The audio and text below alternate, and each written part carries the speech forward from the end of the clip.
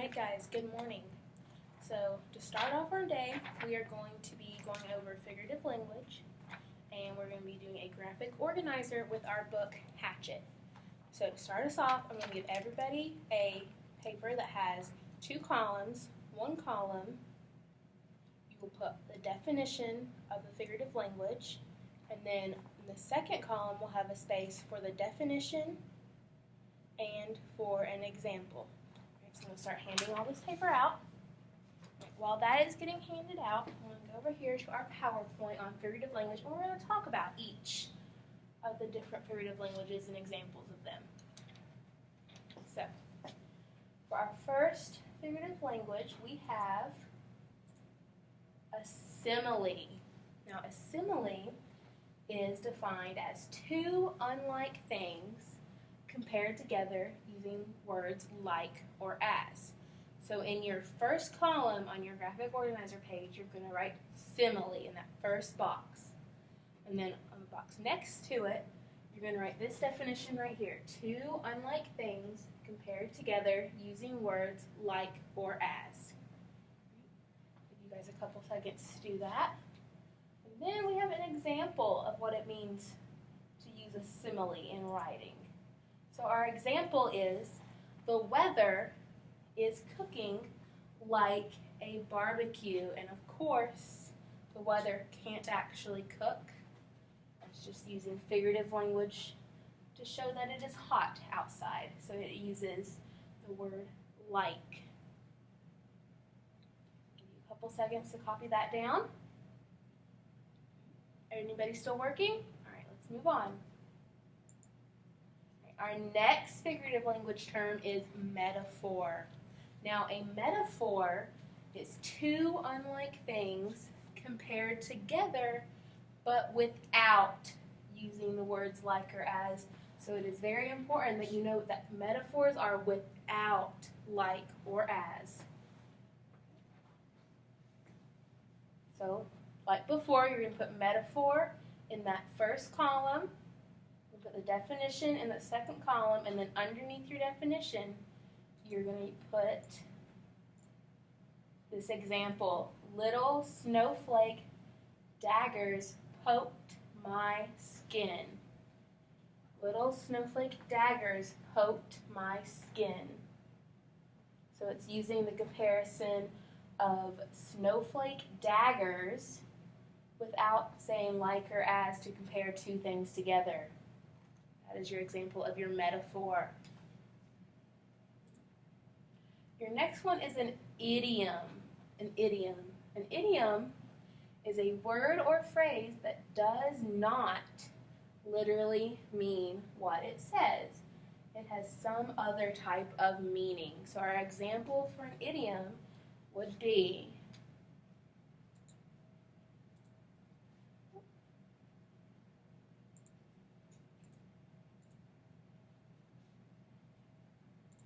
sorry about that, my mouse got away from me. Example would be, the reporters wanted to know what the buzz is around town. That is your example of your idiom. So it does not literally mean that there was a buzz around town. They want to know what's happening around town, what's the news, what's going on.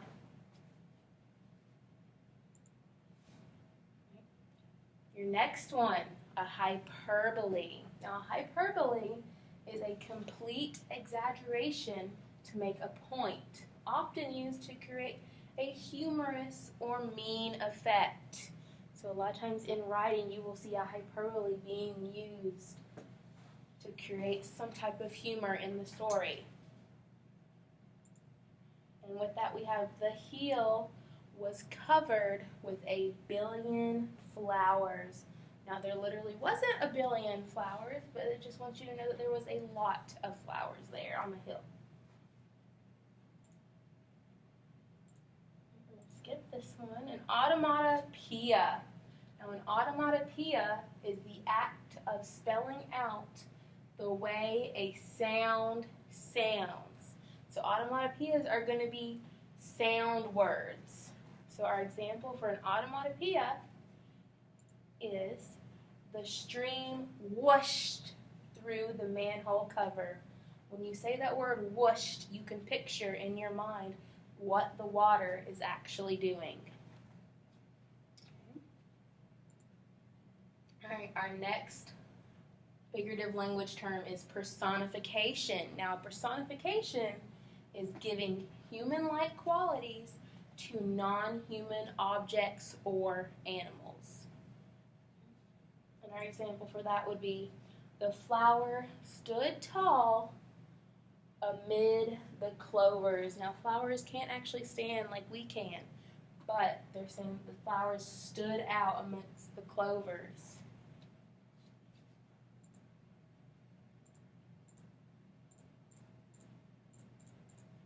All right, and our last one that we're going to go over today is alliteration.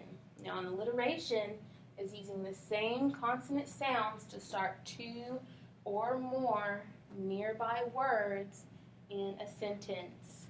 And our example for that would be, the friendly frog flirted with the water on the lake. That is our example of an alliteration. So I'm going to give you a few more minutes to finish your graphic organizer chart up, and then we're going to go into the story of Hatchet, and we're going to look for some figurative language terms in that.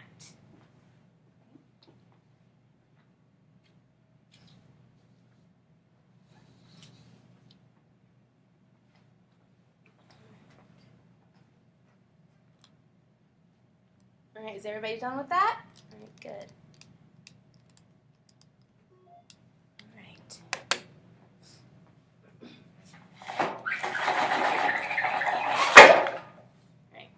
To start off our figurative language hunt in Hatchet, I am going to be reading a passage from the book Hatchet, and then I'm going to tell you examples of figurative language, and then we're going to do a passage together, and then you're going to do a passage on your own finding examples of figurative language. So in front of you, I have the passages that I am reading. I'm just going to be reading them out of the book. But for your case, you have all the passages that we will be reading today in front of you on the piece of paper.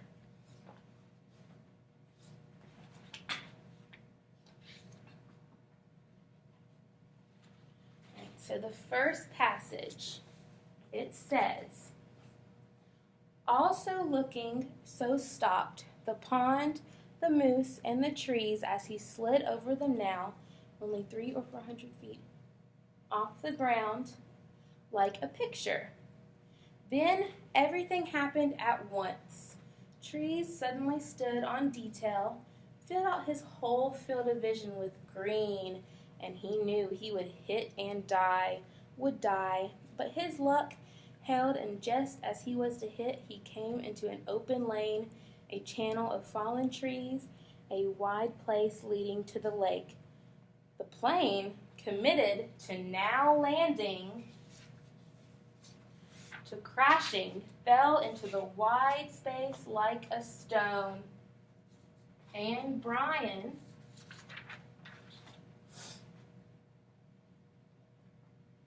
eased back on the wheel and braced himself for the crash, but there was a tiny bit of speed left. When he pulled on the wheel, the nose came up, and he saw in front the blue of the lake, and the instant the plane hit the trees.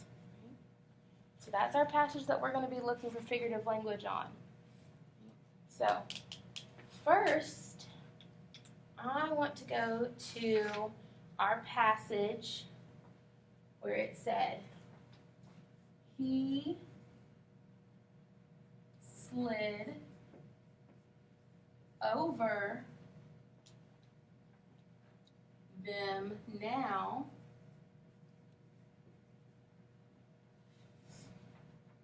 only 300 or 400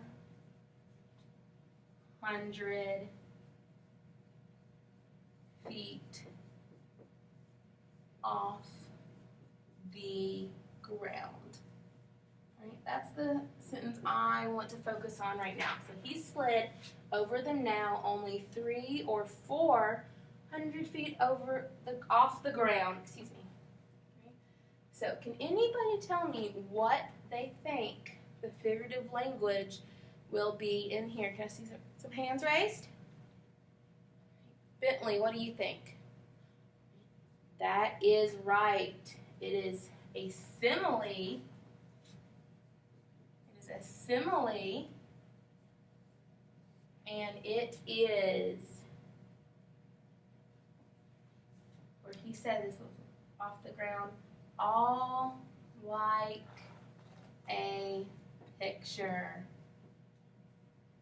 All like a picture is our simile because it uses the words like or as, like right there. That is very good.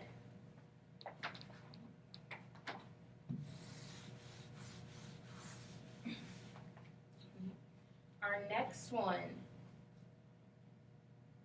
just as he was to hit, he came into an open lane, a channel of fallen trees. I'm going to focus on this part right here, an open lane, a channel of fallen trees.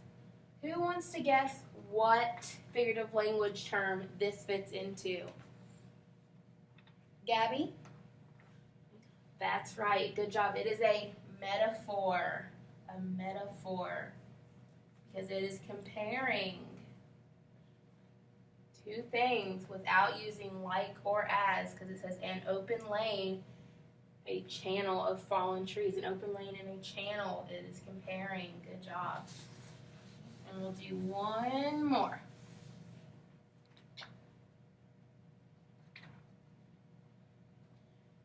He knew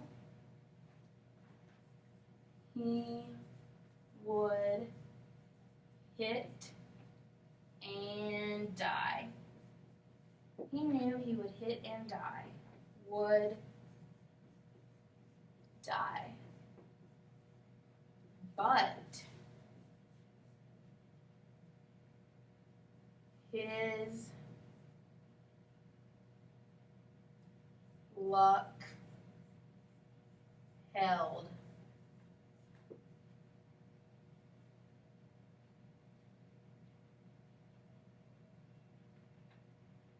And then it's going to say, the plane fell into the wide place like a stone. Wide place like a stone. I'm going to focus on this right here. The plane fell into the wide place like a stone. Which figurative language term is this, Jonathan? You are correct. It is a simile because it is using like or as right here. Word like. Very good.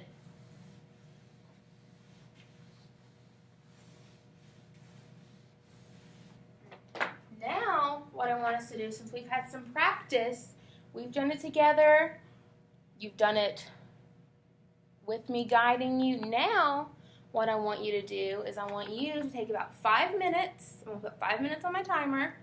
You are going to go through chapters 1 through 5, pick a paragraph that has some figurative language in it, and you're going to come up and we're going to share what you found. All right, so go take a few minutes and do that.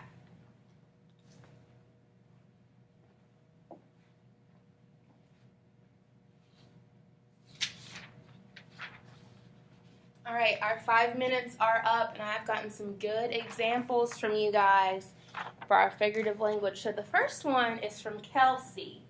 Now, she found on page 5, she found where it said, Brian went back to looking out of the window at the ocean of trees and lakes. Now, she's underlined this part where it says the ocean of trees and lakes. Now, Kelsey, what figurative language term did you determine this was? A metaphor, because it is comparing two unlike things without the use of like or as. Very good. That was on page 5 of chapter 1. Did anybody else find that one? Yeah, several of you. Good job.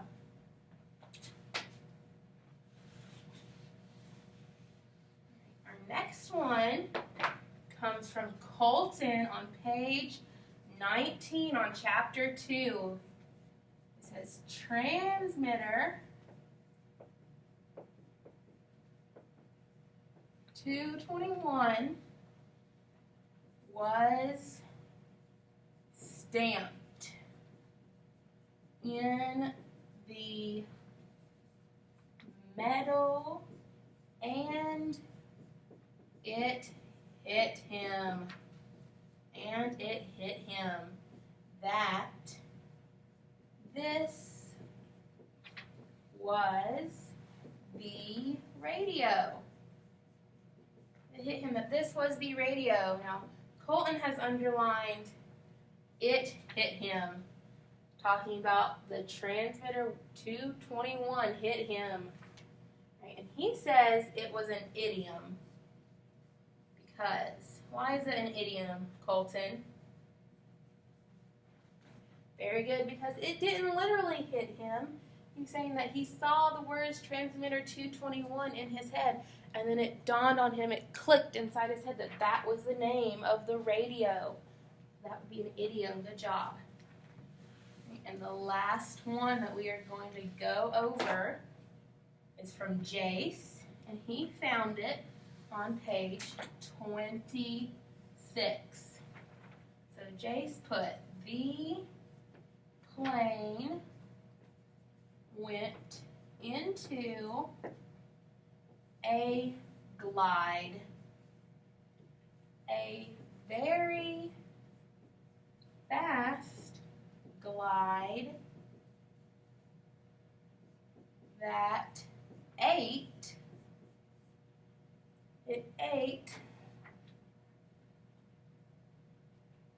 altitude and suddenly there weren't any lakes. Now, who can tell me what they think Jace found on this page was? What did he find on this page?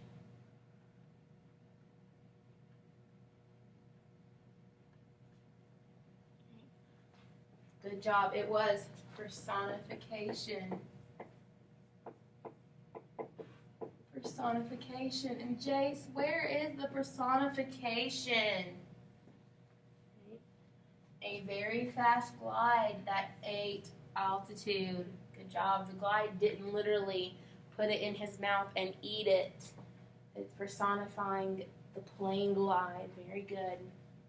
Okay, so those were some great examples that you guys found for personification and all of the other metaphors, similes, idioms, hyperboles in the book Hatchet for our book study that we've been doing. So, for homework, I want you guys to complete the worksheet on figurative language. I'm going to give everybody one of these. It has a word bank of which figurative language terms you're going to use.